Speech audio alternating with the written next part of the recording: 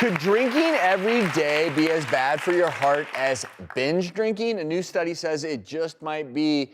Researchers at the Curie University College of Medicine studied the drinking habits of nearly 10 million people, and they found that people who drank every day had a 40% higher risk of developing something known as atrial fibrillation than those who drank twice a week. This is what was interesting. They found those who had binge or were binge drinkers didn't show this increase of atrial fibrillation. Now, that binge drinking, obviously, if you're doing it every day, that would show the increased risk. But they found that this pattern of daily drinking is what put people at risk for atrial fibrillation, which is abnormal rhythm of your heart, which can definitely increase your risk of stroke, other potential complications. This is interesting because it flies in the face of some other things. So it's, docs, in a silo, if you're looking just at atrial fibrillation in this study, okay, might increase your risk. But then there's others that say, hey, a glass of wine a day may reduce your risk of... I completely agree. I mean, this is a really large, well-powered study. It was published in a reputable journal, the European Cardiology Journal. Marie Curie University is in Paris. There's a lot of wine drinking going on there. So, I'm a little surprised that this study was done there. But I think you made the correct point, that it's just this one aspect of heart health, which is the rhythm. Atrial fibrillation is that irregular, very fast atrial pulsing of your heart.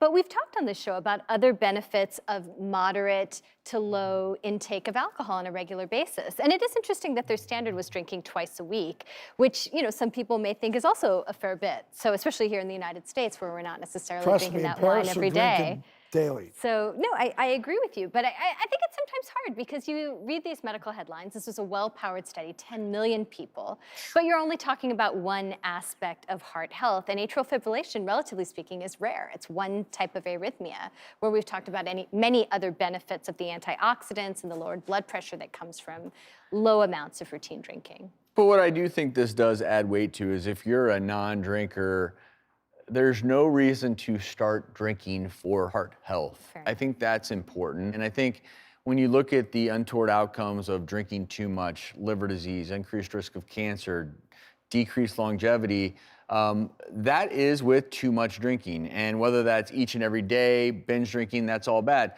But to me, when you look at alcohol can be really bad for you, or if used the right way, in moderation.